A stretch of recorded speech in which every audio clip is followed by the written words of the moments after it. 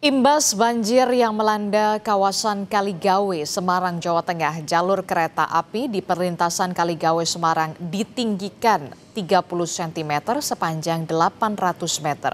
Proses ini dikerjakan selama 2 hari.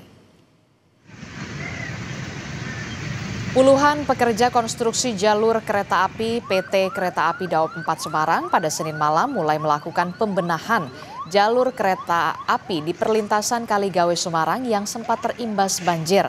PT KAI Daop 4 Semarang meninggikan rel kereta sepanjang atau sebanyak 30 cm di jalur perlintasan pada 2 jalur hilir dan hulu sepanjang 800 meter.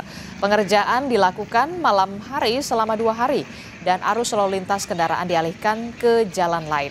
Upaya perbaikan jalur kereta api dilakukan pasca terimbas banjir. KAI Daop 4 Semarang melakukan pekerjaan perbaikan geometri jalan rel. Ini imbas dari luapan air sehingga harus kita perbaiki geometrinya dan akan kita tinggikan